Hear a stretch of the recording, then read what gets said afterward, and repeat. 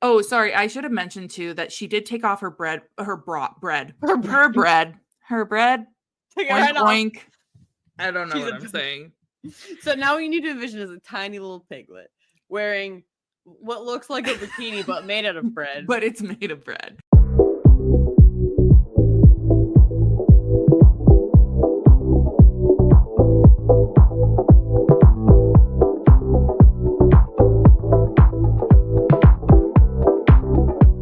Hello. Hi, everybody. Welcome to Say Smut, a literary podcast for readers and non-readers. Whoop. It's my celebratory whoop. Okay. Sorry. Anyway, I forgot that I needed to go next because I was so excited to celebrate. That's Sarah, and she loves books. And that's Hope, and she loves talking to me about books. Each episode, I break down the plots of some pretty wild books to Hope, who has not read them. And here we are yet again today. She has not read the book, but she and you as a listener probably know a little bit about what the book's about, given that here you've clicked on the title and, you know, it's ogres. It's ogres as a shock to no one. So I want to apologize, and Hope has told me repeatedly I don't need to apologize, but I'm going to, because I promised in the last episode that we would have one more spooky episode for Halloween, and then last week I could not fathom doing another thing, and then I was like, Hope was like, well, you should, we can just push it off a week, and so here I am giving you another monster spook.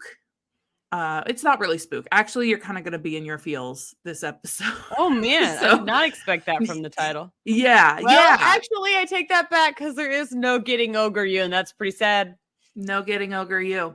But here we are delivering, and I told Hope I want to cover a little bit of book talk drama that's been happening this week, and one of which is just ridiculous. Like, I feel like we should have been over this and over this and over this, but I texted her when it happened. I texted you when it happened, and I was like, you'll never guess what an author is writing about now. And I never guessed because I couldn't have.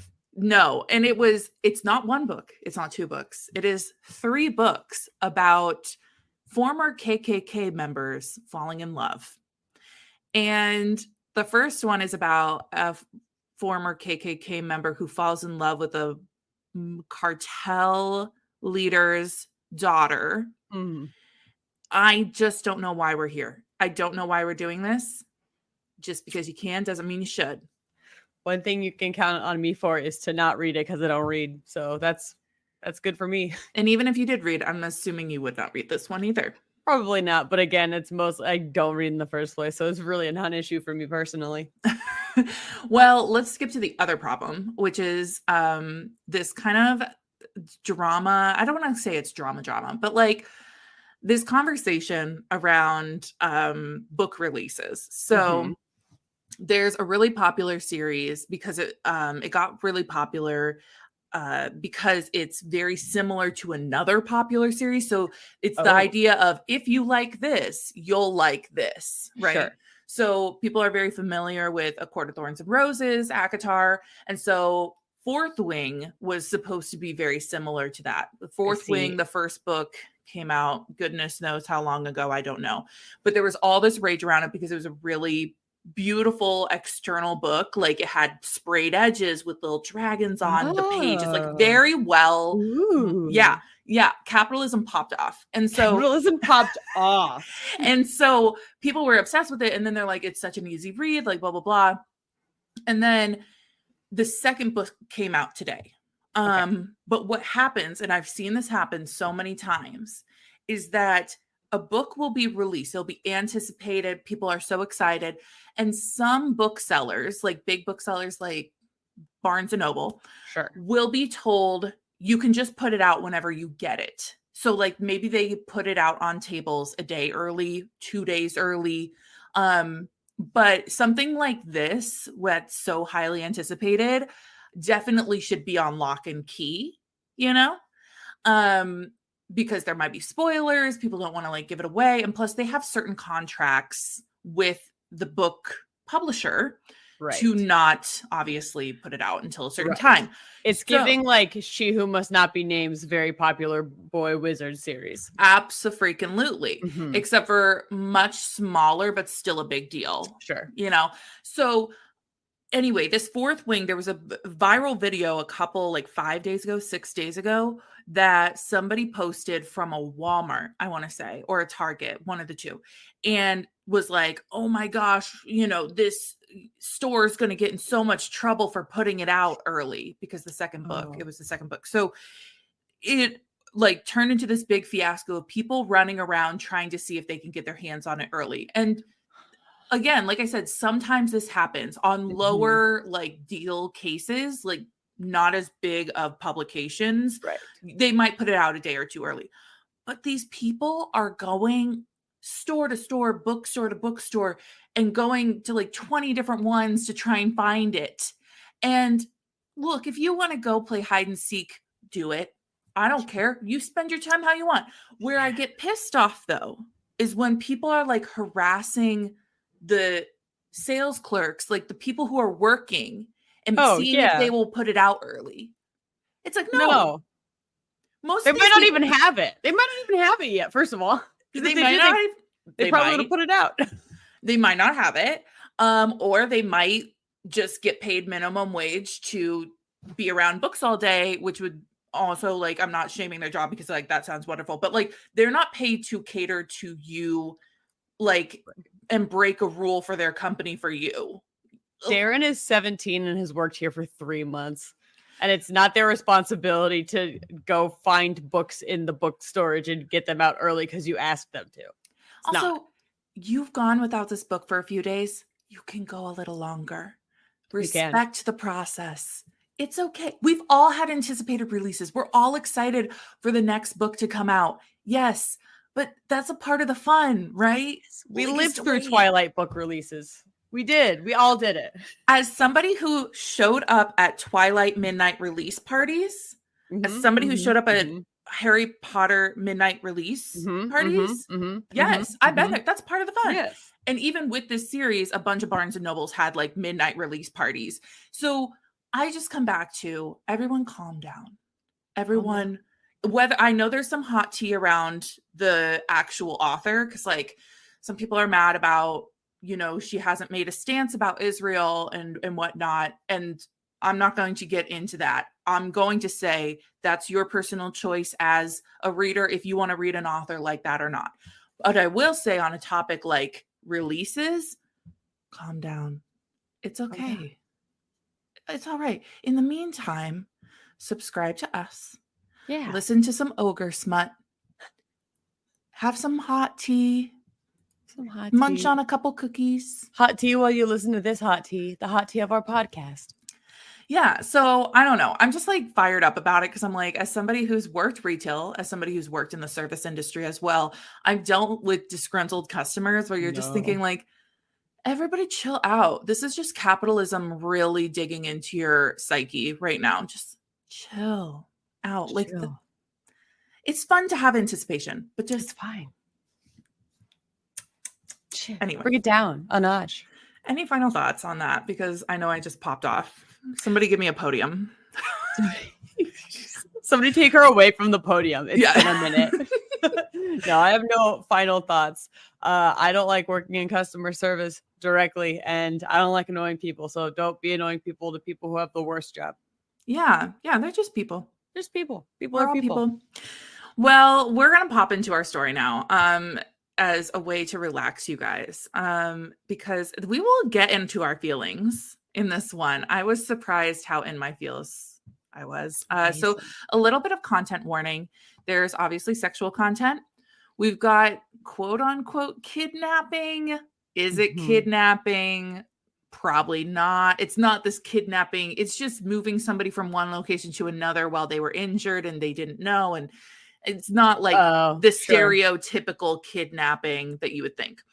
There is mention of blood. And then in the story, they talk a little bit about like a wild animal death for the sake of like eating, for like hunting and eating. So if that's going to bother you, that's no pets or anything though. So No Getting Ogre You by Marie Lizcombe. I hope I'm saying that correctly. On Storygraph, it has a 3.45. And on Goodreads, it has a Goodreads, it has a 3.61. Okay. I did not read it because obviously when it's something like this, I wait Hey, until that's my job. no, it's our job. It's my job to not read it. How are we going to do this podcast?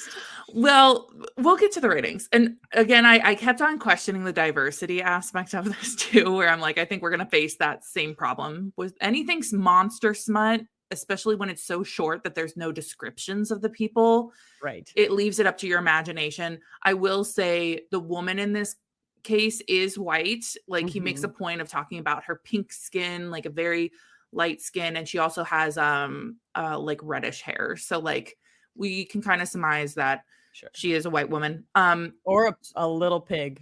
I'll let us decide. I'll let us decide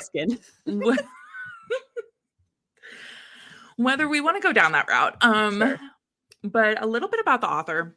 Marie is a romance and fantasy author. She has a particular fondness for big, squishy cinnamon roll heroes, especially if they're, quote, beardy.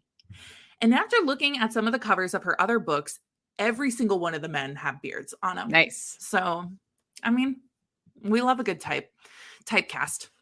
So she was born in England, but now lives in Virginia with her husband and her dog, Alfie, and her husband's dog, Belle. I think Belle. I hope I didn't shorten that to Belle and it's supposed to be Bella. Well, and Merlin, the bearded dragon. Yeah, a bearded dragon even. I want to see all of them. Shout out to all of them. I'm sure they listen. Shout out to all the animals. She also loves to play video games. Yes. We love to see it. Yes. And I would read you some of the other titles of her books, but I can't because they may be revisited for another holiday coming up. Yay! Yes. So with that said, are you ready, Hope, to pop into this story? I'm so ready to get into this swamp. This story starts really frightening because it is my personal hell, which is being outside, first of all. Just in general. Period. I don't know how you survive. That's fascinating. Continue. Is outside. It is the Appalachian Trail. It is off the Appalachian Trail because we are lost. Oh, no. In the forest. No. And it is getting dark. Our main character, Jacqueline, has been lost for 6 hours, but she's been hiking for 3 days. So she hasn't seen another human being for 3 days. And she knows she's gotten off the trail about 3 hours ago. So she, she kind of did this as like an eat, pray, love moment. As like, I can go and be in the wilderness without any help for a few days. It's not like she is a hiker naturally, you know? Right. She could never be me. By the way, don't eat, pray, love if you're not a hiker. Yeah. Eat, pray, love in Italy in like a hotel and a well-rated Airbnb. Eat, pray, love at a beautiful sandals resort. Yes. Where you will be accounted for. If not when you could possibly go missing. Yeah. Also, I know the stories of the Appalachian Trail. It's not the destination I would have personally picked. I mean, that shit is so spooky. That shit alone is so spooky. There's so much mystery. Like, I know people talk about like forests in general, and I understand that, but like there's something about the Appalachian Mountains that like really freaks me out. There's something over there. But so, okay, sun's going down. You know, you've been lost for hours. You are getting a little nervous. What are you going to do in this situation? Well, it's hard to know without what her background knowledge is, because like, if you can see the placement of the sun, you can at least figure out like north, south, east, west. So I would at least try and establish that. And I would hope that she had a general sense of which way she came from versus which way she was going. If I did, I would be like, try and get back to the trail if I can estimate whether I was going east or west or north or south. I don't know. I mean, if it's like thick woods and there's no way I'm getting back to a trail and it's going to be dark really soon, then I'm just going to try and build a shelter, I guess. Yeah. So she says, you know what? I know I should probably stay in my spot and like I'll reorient myself tomorrow, but I need to go find shelter first and I'm going to go like hunker down. So she starts walking and she takes a misstep and falls into some sort of cavern and is injured and blacks out. Okay. Done. We are now going to switch to the male point of view. Amazing. Because we have had so much fun with the names, would you like to guess what this man's name is? I can't because I accidentally saw it on the document. Oh, shucks. Okay. But it's fine because the only good guess other than the correct name is Shrek. Yeah. This ogre's name is Shrek. Well, you've already spoiled that this man is an ogre, but I guess we're really only working with 2 characters. It would be really weird to pull in a not ogre for this part. This book is like 75, 80 pages at max on my Kindle and was like $2.99. So like we can't really work with that many characters. Let's cut to the action. Yeah. Okay. So his name is not Shrek. His name is Krug, which we'll talk about this in a little bit, but like she calls him, like tries to pronounce his name and ends up like kind of saying it like Craig. So for the sake of the story, I'm going to call him Craig. Okay? Craig the ogre. Craig. What a regular name. Yeah. For an ogre. Yeah. So he is kind of the odd one of his clan, and he ended up getting left behind for, quote, the good of the clan. Oh, no. And he's supposed to, quote unquote, protect this area that he got left behind in. Yeah. So we're already, I don't want to be a dick, but Craig sounds like a fucking loser. I hate to tell you, he is the loser. And that's okay. Losers are cute too. This was also a personal hell for me because I hate movies like Elf because I don't like that everybody is laughing at him and he doesn't understand that people are laughing. Nothing makes me more upset than any trope of character who doesn't know everyone is laughing at them and everyone is laughing at them. It makes me want to cry. Yes. So this made me so sad because he still firmly believes in his family. He loves his family. And I'm like, honey, they don't appreciate you, boo-boo. Like, get out of there. Like, boo-boo, go live your life. Like, I just... it hurts. Anyway. He lives in this little cave area where he's, quote unquote, protecting the area. Not quite sure why. We'll talk about that in a little bit. He lives alone. He likes to take care of the animals, though, that like are around in the forest. So he'll go like hunt, and even though he doesn't eat meat, he hates like anything with blood or anything like that. He will cut up a little meat for all like the little woodland creatures that come. He's like, it's so precious. Wait, what? But what do you suppose? What creatures is he saving that need to eat meat, and what creatures is he killing to feed to those creatures? I don't know. And I'm not asking. No, you said woodland creatures, and I was like, little bunnies, little birds. And I was like, none of those eat meat. I've lost the plot. I don't know. But he's like, I take care of everyone. And I'm like, well, you didn't take care of the thing that you just killed. So, but he eats bones as an ogre. Like, that's what he eats. He doesn't eat the meat or anything. He eats bones. So he, comes back to his little cave and finds this crumpled up thing on the floor. And of course, this is our main character, Jacqueline. He takes her and brings her further into the cave and realizes she's not like him. She doesn't look like him. And she's tiny and small. And pink. And so pink. And she's got a curly tail and a little snout. She loves truffles. But it's giving Ice Planet Barbarians. Sure, yes. Like that whole Tui. Yes. There's a whole nother thing. We'll get into it. And of course, like in the fall, she cracked her head open and he's like cleaning up her wounds while she's blacked out. And like this man really hates blood, so it's kind of a sacrifice for him to do this, right? It's like Sure. him doing it even though he doesn't want to. And he finishes the chapter by saying he doesn't want to wake her because, quote, just for a little while, I have a friend, end quote. Oh my God. So desperately sad. So when Jacqueline awakes, she keeps her eyes closed because she feels that there's something living nearby and she thinks it's a bear that's like Fair. crouching over her. So she stays really still. And then she says, you know what? If I'm going to die, I'm going to go out fighting because I'm probably injured and like, you know, I won't be able to outrun this guy. So like, let's try and find a rock and chuck it. So she starts grabbing rocks and chucking it. And the beast is like, well, you know, trying to get away from her. And she's like cursing it and whatever. And then finally the beast responds in another language. And she realizes, oh, it's speaking to me. Which, yes, ladies and gentlemen and friends, this means we've got another language barrier in this book. Ogre language. Ogre language. So she stops now to get a better look at the being that she's sharing this cave with.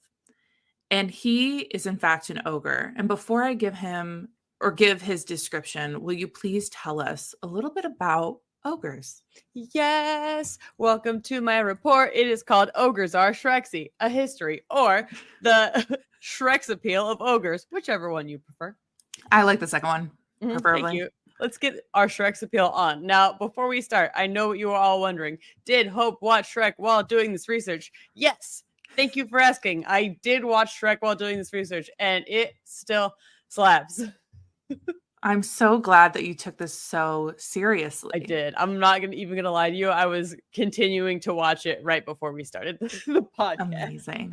Amazing. Incredible. So anyway, what are ogres? I gotta say, justice for the ogre community to start, because every definition and description I found talked about how heinous they look and how dumb they are. And this is very mean. And no wonder Shrek starts out so grumpy. Yeah, like I mean, even our guy, like I'll get into it, but he's very self-conscious of his looks, and it's very sad. Quit putting unrealistic beauty standards on top of these ogres. It's not fair. Anyway, thank you to Britannica and Wikipedia and mythicalcreatures.com and D&D Beyond for all the information I'm about to share. Any little bees. So ogres, according to Britannica and Wikipedia and everybody else, are hideous giants represented in fairy tales and folklore. All the websites, every single one was like, not just ugly, not like humanoid and tall and different, just really hideous. Hideous giants. You know, beauty is in the eye of the beholder. Yeah, so this beholder is a dickhead. Be nice. Be nice to ogres. They could just be tall and a little different. Anyway, according to Wikipedia, quote, ogres are often depicted as inhumanly large, tall, inhumanely, but mostly inhumanly large. Inhumanly large, tall, and having disproportionately large heads, abundant hair, unusually colored skin, and a voracious appetite, and a strong body. So they're like human-ish, like, you know, standing on 2 feet, you know, I don't know if they have the same amount of fingers, but like hands where people have hands, human-like faces, just a little different, as opposed to being like, I don't know, looking like a bear or looking like some other kind of creature. So humanish, super big. Mythicalcreatures.com states that ogres have a height ranging between 7 and 10 feet tall or more, and that they are generally very muscular and strong with rough or scaly or wrinkly skin, and their coloring can be green or brown or gray. And the site also states that ogres have very big noses and like prominent eyebrows and like foreheads and protruding lower jaws.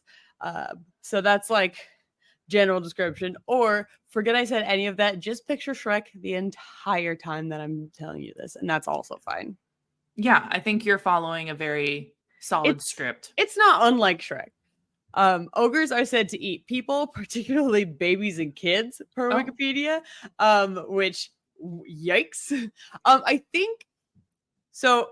First of all, Shrek says that squeezing the jelly from human eyes is quite good on toast, though I do think he's kidding. There is a line in Shrek where I think that there's like a joke about grinding bones to make bread, and maybe Shrek's like, that's not ogres, that's giants or something like that. Like, I don't know that that's an ogre thing, but I do think it's funny that our character, Craig, eats bones, because I think there is like a conception of ogres and bone eating, and I don't know if that's even full correct, but that's not out of nowhere. Yeah, you'll fact check that. Correct everybody on their biases. Mostly I'm just here to tell you to stop talking about how ugly you think orcs are, because it's so freaking mean. And for all the cool kids out there, ogres in Dungeons and Dragons are a chaotic evil. They are notorious for having quick tempers, and they're prone to lashing out into frustrated tantrums when they get enraged. And the tantrums usually continue until they've run out of stuff to smash, which is very fun. They have an armor class of 11 thanks to their hide armor, and start with 59 hit points. They have a speed of 40 feet, dark vision up to 60 feet, and a passive perception of 8. And their actions include Great Club, which is a melee weapon attack, and Javelin, which is a melee or ranged weapon attack. Thank you.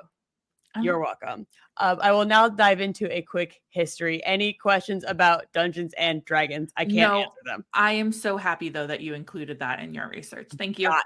Got to. History I'm going to give is pretty brief. There are a few different thoughts on the origins of the word ogre, but it's commonly said to be French and derived from Orcus, who was a god that fed on people.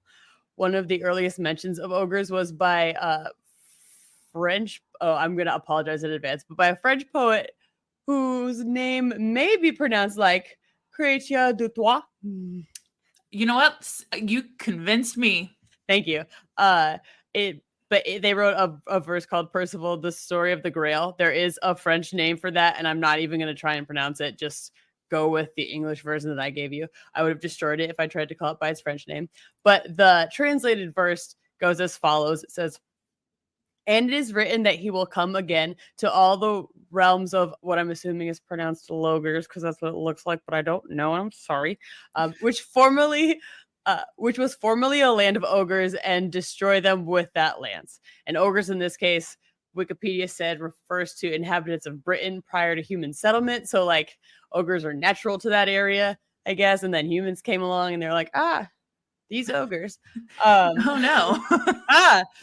The word ogre was used more widely in the works of Charles Perrault, and a writer with a very long, also French name that I'm condensing down to Madame D'Aulnoy for our sakes. Both these authors are French.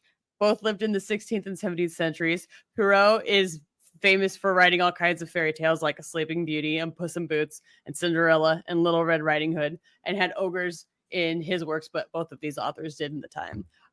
Ogres are included in all sorts of fairy tales, but the most recognizable ones include Puss in Boots and actually Sleeping Beauty, which I was surprised to learn. But there is an ogress in that one, so hey ladies!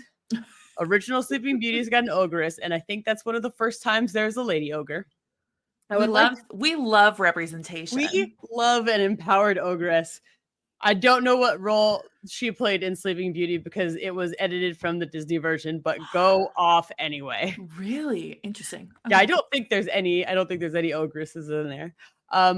Finally, and obviously most importantly, Shrek came out in 2001, followed by Shrek 2, Shrek the Third, Shrek the Halls, and Shrek Forever After. There are rumors of a Shrek 5 in the works, but strikes and stuff, so I don't know about that.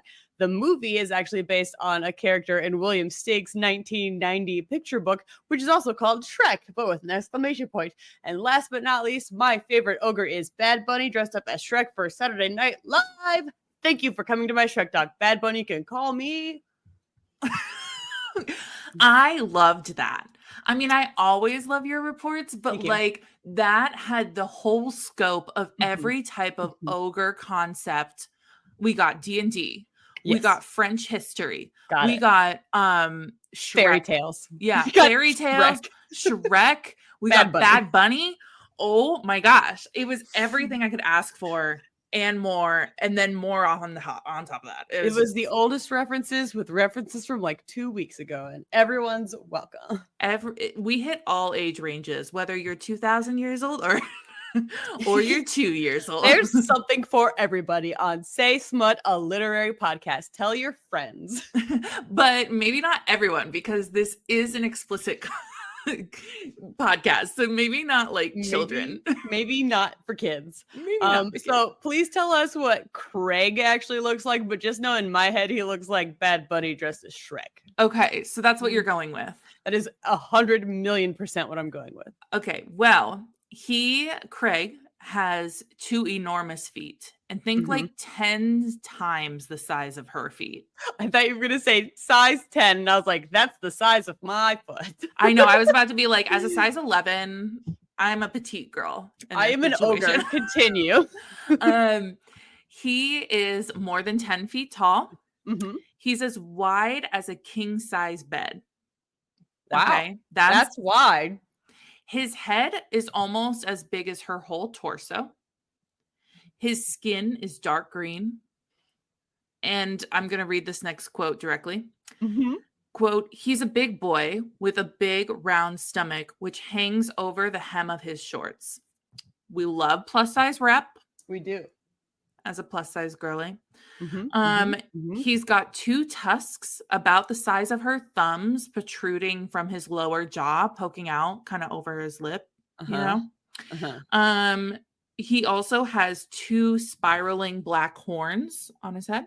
Mm-hmm. And he's got black hair that's real neat, kind of short. And he's got a black beard that's like a chin strap. Amazing. I have to say off the bat, it is possible that the proportions are so whack. And let me tell you why. I have a king size bed. I also have a torso, and a torso sized head on a king bed sized body is crazy, especially when the body is over 10 feet tall. The head does seem like it would be relatively small. And think of thumb tusks on a torso body on a king size bed that's 10 feet tall. Hope is doing like measurements with her arms and hands to show me how ridiculous this is. Thumb tusks, torso body, king size bed, 10 feet tall. Yeah. And just wait until we talk about his penis. So also, I have this I didn't plan this. I just have this by my desk. And granted that he's not an ogre, but does he not have a similar vibe? He has the similar vibe to Craig. Yeah. Similar vibe. I'm going to call him Craig now. Yeah. Craig or Krug, however you want to say it. I understand that it's Krug. I choose to have it be Craig for our I do like Craig. So now, because we have a language barrier, we begin the game of charades, right? Like it's he points to her injuries, which she realized he bandaged for her. There's also like kind of an introduction, and she can't quite say his name in his dialect. So they go with the closest thing, which is Craig. And also, as they're getting to know one another at this point, his internal dialogue is talking about how lonely he's been without his clan. Yeah. And he said, quote, perhaps they have found rich hunting grounds or a hoard of precious gems and are too busy to see me. I do not blame them, for I am a burden to the clan, but my heart grows heavy. At this point, I'm killing for Craig. At this point, yeah, I mean, die for Craig, for sure. I am riding at dawn for Craig. And once you realize who his family is, you're going to be like, I hate you guys. I hate you guys. There's also all these mysterious scars all over his body, and we'll get into what they are. So, are they abuse from his family? Because I'll lose it. Okay, no, cool. That was not a trigger warning. Craig. You made a wonderful drawing for me. I did. Thank you. And thank you for having at the top ogres with a heart next to it. Yeah, I tried to draw Shrek over here and then didn't pan out. Well, your other drawing was fabulous. So better. You don't even need that one. So they're huddled together for heat because they're in this cold, dark forest cave, which is like more of like underground. Don't think like a cave with a big opening in the front to walk out. Like it's like a cave, like down, Sure. She fell down. She fell down and she's not just walking out of there easily. So she mispronounces something in his language, which ends up being a curse. So he's kind of giggling at her. They're having a moment, right? And we actually find out that the other members of his clan are about her size. And they left him behind because he's too big to fit through the deep passageways of the caves that they were traveling through.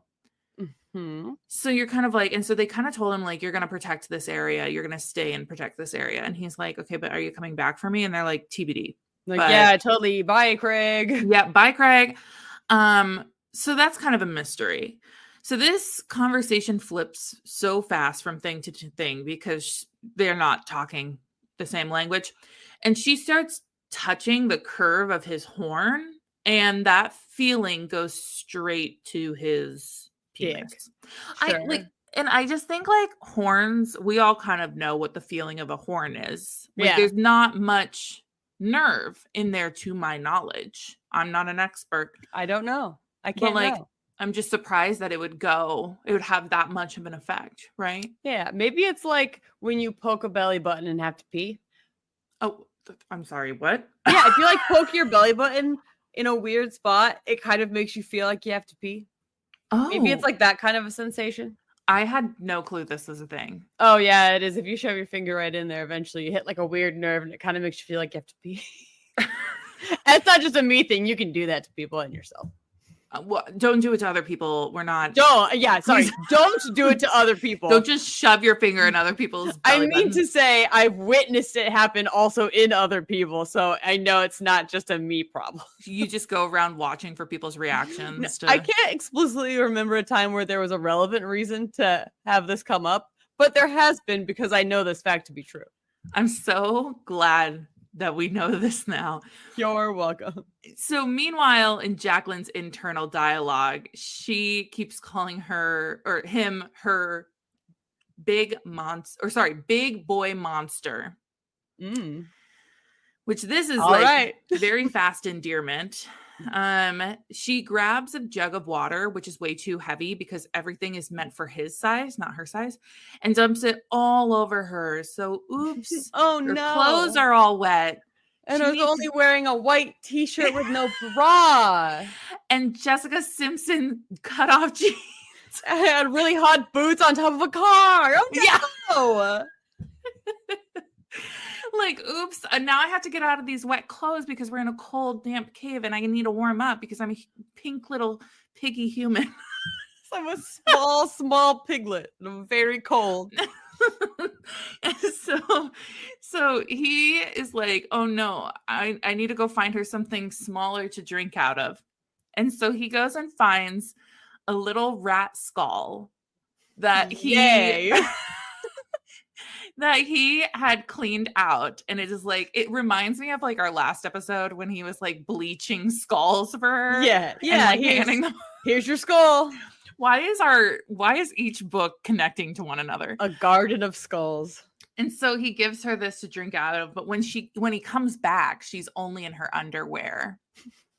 I thought maybe she would just be. So no, I didn't think this. The logical human you did would be though. Like, you did. No, the logical human would be like, and when he came back, she was gone. She was almost nude. Well, and then he strokes her stomach. And I think this is interesting because I mean, like, she did stroke his horns without his permission. True. And she obviously starts getting ticklish, which is like crazy to him. He's like, this is so weird. Like when it's like the Pillsbury boy. It's like, are you sure? He doesn't poke her in the belly button really hard.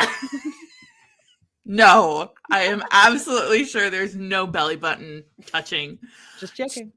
I'm pretty sure I did not read any belly button touching. So they end up going to sleep in his bed. And obviously he's very aroused. It's not far-fetched to say she is also turned on by him because the next morning she wakes up before him and is admiring him in his sleep. And this is a lovely long quote. Quote, maybe I'm not thinking straight, but he's handsome. And I don't mean handsome for a monster. I mean, he makes my stomach somersault. He makes my heart beat harder. And okay, yeah, he makes my pussy tingle. Honestly, Jacqueline, go off. This is like Jacqueline's personal diary, not a published book. She's like, let me just give my deepest, darkest secrets. Honestly, he makes my pussy tingle. And that's direct quote. She's thinking all of this while they're waking up, and she just can't fight the urge. She has to kiss him. Got to. Now, I want to talk about ratios. Just again. I'm not going to say much on it. I just want everybody to think about those proportions we talked about. In case you forgot, a refresher for you. Thumb tusks, torso head, king-size bed body, 10 feet tall, and his dick is... We'll get into it. But I think it should be known that we at least have a character with lips. Okay. Oh, good. This is a positive. We also, she is kind of like kissing the middle of his lips because his lips are so big, obviously. Right. Somehow they are giving each other tongue. I don't know how. I don't. Maybe his mouth is very small. Proportionally, it would honestly go with the trend that we're seeing. So they start feeling each other up. And here's another pretty long quote, but I felt like it was necessary. So please, you've got your eyes closed. Yeah, I'm so you are excited. fully This ready. Is so silly. Quote, maybe I died when I fell through the cave mouth, but if so, heaven consists of him, his hands gently exploring my body, the tip of his enormous tongue tentatively brushing against mine. Heavy is the curve of his horns, the way he shivers when I caress them, the low, hungry growl at the back of his throat. Heaven is my monster. End quote. And there's no getting Ogre you. And the first cut is the deepest, as I like to say. Every time. So it doesn't take long until they're naked. And she was only wearing underwear. She was. Forgot. Oh, sorry. I should have mentioned too that she did take off her bread. Oink, oink. I don't know what I'm saying. So now we need to envision as a tiny little piglet wearing what looks like a bikini, but made out of bread. But it's made of bread. I would like everybody to know I also woke up from a 10-minute nap before we, which is the most disorienting thing to do after daylight savings when it's dark out. You're like, oh, there's like a little crest of the sun, and then you wake up and it's been 10 minutes and it is midnight. So she went to bed with just her underwear on, not her bra. She took it off for some reason. I'm not 100% sure why. So what would you like to think the penis is? What would you like to contain? This is such a difficult question because, and I realize that on the top of this podcast, I'm like, don't body shame these orcs. They're beautiful creatures. And then also for the past 10 plus minutes, I've been fixated on bonkers proportions and how upset they make me. I don't know what would make sense and be physically usable in this situation. So I don't even have a guess, and I'm afraid to find out the answer. So I assume he's got a dick. Yeah, I can't begin to guess. I can't begin to guess the size. I can't begin to guess the size on this crazy king bed, torso head, tiny tusk man. Okay. Well, he's obviously green. It's green. Yes. Well, yes. Okay, I could have guessed that. I mean, he's struck in my head, so it's fine. Okay. Next, it's ridged all the way down, and it is narrower at the top than it is at the base. Okay. So I am thinking at this point, like a caution cone. It's a cone. it's just one ribs. Of those. It's like one of those floor is wet cones, you know? Yeah. Yeah. And the floor is wet. But hard pussy tingles, man.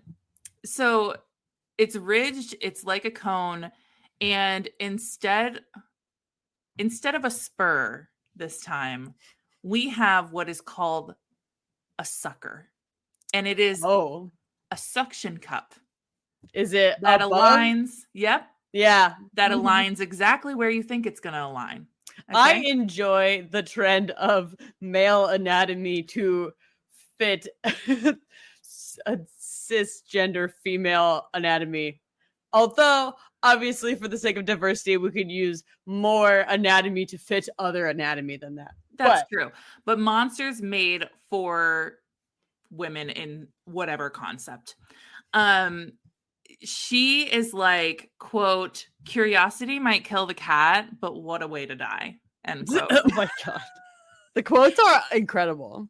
And this comes as like, she comes to this resolution that like what happens in the cave stays in the cave. Like she's like, you know what? I know I'm gonna leave. Like this is so wild. I can't even talk talk to to this tell man. Jacqueline, you don't speak the same language, and his like friends we don't left him here. Somehow we both have made it very clear. Like, can you really be rejected by an ogre if you guys don't speak the same language? Like, I mean, you can, but like consent is very important. Ask that's ogres not first. I more mean like the ego rejection, right? Where it's like, would it not hurt as bad if you like came on to him and he was like, no, and you'd be like, okay, well, that's fine. It's like, you can't call me ugly because I don't know what that would be in your language, you know?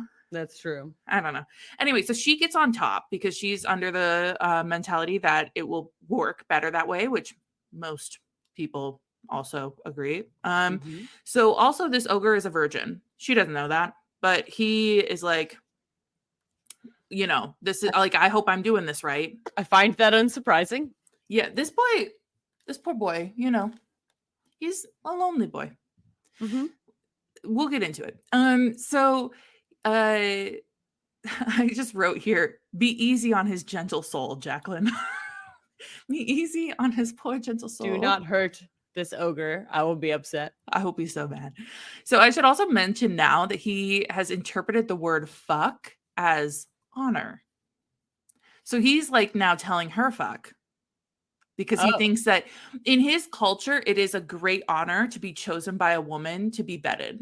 Like, and so he's so hyped for this. So he goes down on her. I should say he doesn't go down on her. He like lifts her up onto him. Yeah. And then again, we're going to do a size check real fast. Oh boy. She can lay down. Her entire body is shorter than his torso.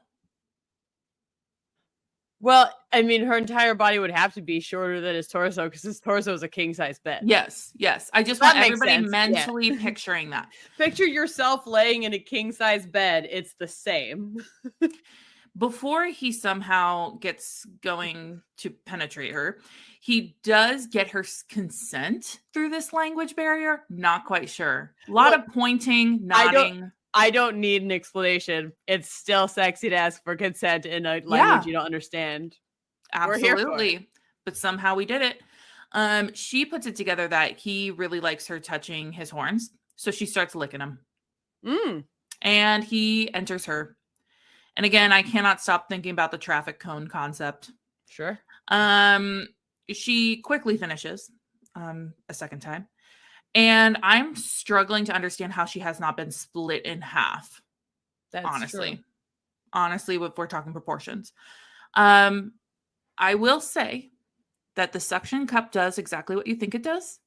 Except for his product comes out of the suction cup. Oh, interesting. Which is so convenient that it doesn't go inside of her. Because then we'd have to have some ogre human hybrid babies. Yes. And there is no pregnancy warning on here. Which better or worse than donkey dragon hybrid babies? Don't want to think about that. Thank you. I watched Shrek today, and I've seen the second one before. So it should be noted that in his culture, this isn't hours long. This is an hour-long honor that he would get to do, and they're only at it for like 2 minutes. So, oh man, he feels so like tired. Yes, he feels very embarrassed. But after they get done, he walks her through the cave, and she doesn't know where he's taking her. Go home. All right, I'm gonna show you the door. I'll like Uber. Yeah, I'll text you. Uber. Maybe we can meet up later sometime, you know? Totally.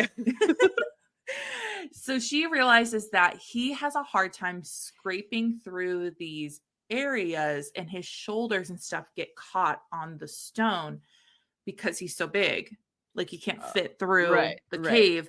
That's where he's getting these scars. Oh no, sad. I know, which is like another layer of sad. They end up in like this natural hot spring that's in the cave, and it's actually kind of hilarious because she like goes underwater and holds her breath, right? And he thinks for like a solid page that she might be a fish. He's like, this is crazy. She's going to die under there. And then she comes back up and he's like, that's so wild. Like, she's not as fast as the other fish, but like, Where's I don't your know, gills, maybe. though? Yeah. So in a shock to no one, they also have sex in the hot spring. Mm-hmm. She goes down on his sucker and he feels a little shame about it because men aren't supposed to have pleasure in it. It's selfish in his society to have pleasure. And I think interesting how the tables turn. Turntables. The turntables. So between and after all this sex, they continue to have issues communicating, but somehow they both understand the concept that she has to go back up to the surface. And as anybody would be after having the most ridiculous sex of their life twice, Jacqueline is very hungry. So he's like, hold on, I'm going to make you the best meal ever. Brings over a rat. And she's like, okay. We're not off to a great start. And then gets all of the meat off and throws it away and hands her the bones. And she's like, hold on. And goes and gets the meat and then like cooks it. And he thinks that's disgusting. And like, obviously, here we are seeing cultural barriers, right? Mm-hmm. But beneficial relationship because then he can eat all the bones and she'll have all the meat. And that's nice. That's a great outlook. Glass half full. Always. So then this is the point in the story where she needs to now head back out into the wilderness. And he's like, despite him loving her, their differences are too great. So they're walking out, and there's a sound. Do you want to guess what the sound is? Is it the returning friends? Not friends. Yeah, it's his clan. Yeah, I know they're not his friends. So the clan has come back, and turns out the clan is not a clan of ogres, but more like goblins. And that's why he's the outcast, because goblins are kind of smaller, they not at all like ogres. Not at all like ogres. And he's convinced that they're going to kill Jacqueline if they find her. So she's kind of hiding behind him. And then they see her and all hostility breaks out, right? And she's like, I don't want to leave Craig, but there's so many of them that they're going to overpower him. Even though he's so big, there's so many of them, they'll take him down. And so Craig and Jacqueline start running. These goblins are like jumping on Craig, quote, like a pack of lions bringing down an elephant. That's tragic. Like literally the saddest. So Jacqueline is trying to fight them off. Craig is now like down for the count, telling Jacqueline to go without him, right? That's sad. And then switch to Craig's POV. And somehow in this mass chaos, his brother was like, you're trying to selfishly keep her bones for your own snack. And that's not cool. You should share. Share her bones. Also, we think it's funny that you think she's your mate. Haha. Also, I'm going to pull a hard stop and tell you that you're not even one of us. We found you when you were a baby and raised you until you were too big. You were adopted. Literally, truly the adopted card. And like, Craig is so hurt by this information, but he's also like, I've always known. I've always known it was different. By the way, I've got thumb tusks, a torso head, and a king-size bed body. And his brother is like, you're not even one of us, but your bones will feed us for a long time. So now he's like going to kill his brother. Oh, man. Yeah. You're not even my brother and you're going to kill me. Yeah. So now that they're at the caves, kind of like where that hole she fell through, she happens upon her backpack, which had dropped when she had fell and been left there. There is no peanut butter sandwiches in the backpack, but would you like to guess? Would you like to guess what else there is? Is there like a gun or a knife or something? There is bear spray. Yes. And she's releasing that shit like it's popping bottles of champagne in the club. It is like goblins scattering everywhere. They're out of that area like nothing. And Craig is so injured, and his soul is so injured. Yeah, mine too, Craig. I get it. One of his horns is broken. No. He's got long gashes across his eyes. He's got a swollen lid, and his spirit is just broken. But somehow she convinces him to leave with her. And they get out of the hole. And he's like, damn, girl, there's so much space up here. Is this all there's like that whole meme where she goes into the girl's house. Whoa, Earth! Whoa, look at all this space. This is so nice. And Jacqueline's like, you know what? We're lost, but at least we'll figure it out together. Also, this is a very late like add-on, but for anybody who is like me and wanted to know what exactly is in bear spray, it's capsaicin. I don't know what that is. Like a chili pepper extract. Amazing. Mm-hmm. It's like when I had no clue what was in pumpkin spice, but Trauma, and I said brown mostly. sugar. Racism. We do have an epilogue. What would you like to see in the epilogue? I want them to be married. I want them to be ogre married in the forest in a beautiful cave. Okay. You don't want any pumpkin spice semen bottled up. I don't know what incredible semen surprise this ogre could give me. That would be very fun. So I'm not gonna hope for that. But if there is some, go ahead and tell me about it. Well, there's no semen. I just was great. giving a call back to our other episode, Jack. So Jacqueline is having coffee with her mom and her brother and talking about how somehow she got out of those mountains. Like, it was crazy. You were lost in those mountains, you know? But she hasn't told them about the fact that she's living with Craig in an abandoned barn in the forest. Amazing. But her mom does suspect she's got a guy. She's like, I've never seen you so happy in so long. Like, who's the guy? And Jacqueline's You're like, radiant. Are you getting nailed by a large ogre? how's that sucker treating you? So she's like, oh, he's just like really shy. Like, I'll introduce you someday. And she goes back to the barn, and Craig's English is coming along swimmingly. Like, amazing. Chef's thank you beautiful. to the help of movies. He loves watching movies. It's great. That's great. It would have been a little cooler if they just spoke fluent orc, though. No, it absolutely freaking would have been cool, right? Do both. Yeah, be bilingual. Come on. So they, of course, have sex in the barn, but they finish the epilogue by her teaching him the words "I love you."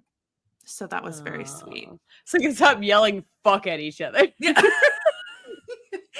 So that is our story. Do you have any final thoughts, concerns, suggestions? Well, I was afraid that they wouldn't get to be in love because of you kept saying it was putting you in your feels. And I see why now, but I was afraid that they were going to end up together. So now that they're together, everything's fine. Everything's fine.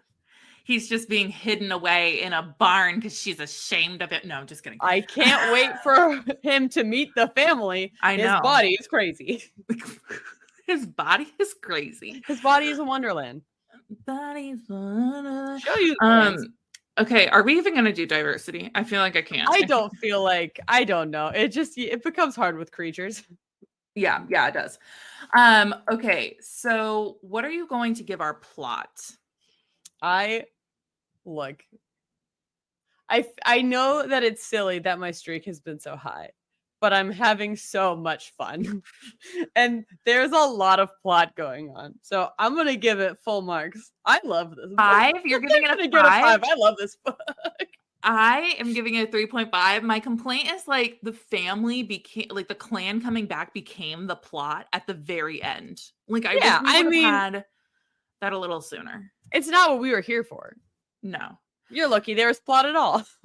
What are you going to give the smut? 4. You're giving it a 4? Yeah. I'm going to give it a 5. Nice. I felt like it was good. Good stuff. I did drop the cover in there for you. Yay. Again, think indie author. Yes, of course. Yes. Okay. Of course. Go ahead. Let me tell you what I am thinking. The Incredible Hulk. Yes. Okay. So, the background of the cover is black, and then there's like kind of a green smoke coming from the bottom and the top.